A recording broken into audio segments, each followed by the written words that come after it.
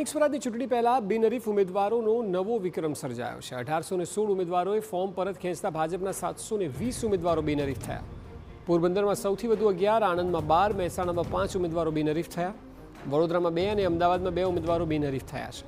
કુલ 8,817 બેઠકો માટે 24,368 ઉમેદવારો મેદાનમાં ઉતરશે। સ્થાનિક સ્વરાજની ચૂંટણીની 9,237 બેઠકો પર 26મીએ મતદાન થવાનું છે। મહત્વનું છે કે ઉમેદવારી ફોર્મ પરત ખેંચવાના છેલ્લા દિવસે ચૂંટણી અધિકારીઓની કચેરીમાં હાઈ વોલ્ટેજ ડ્રામા સર્જાયો હતો। ઉમેદવારોને પૈસા આપીને ખરીદી લીધા હોવાનો આક્ષેપ પણ થયો।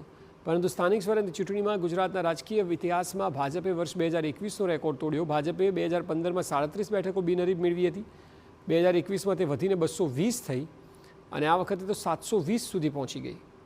એક રીતે જોઈએ તો લોકશાહી માટે આ બિલકુલ સારી વાત નથી, એટલા માટે કે મતાધિકારનો અધિકાર તો બંધારણ આપે છે। ઉલ્લેખનીય છે કે સ્થાનિક સ્વરાજની ચૂંટણીમાં 8,817 બેઠકો માટે 24,368 ઉમેદવારો મેદાની જંગમાં ઉતર્યા છે। ત્યારે કડીમાં પણ આમ આદમી પાર્ટીના ઉમેદવારે ફોર્મ પાછું ખેંચતા ભાજપને ફાવતું મળી ગયું। ચૂંટણી પહેલાં જ કડીમાં 2/3 બહુમતી ઊંઝા, બાયડ, ગણદેવી અને શહેરા સહિત 8થી વધુ પાલિકાઓમાં ભાજપને સત્તા હાંસલ થઈ છે।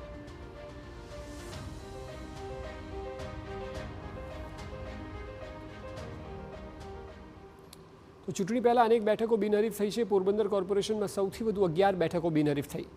આણંદમાં 12, મહેસાણામાં 5 અને વડોદરામાં 2 બેઠકો બિનહરીફ થઈ। અમદાવાદમાં પણ 2 ઉમેદવારો બિનહરીફ જાહેર થયા છે।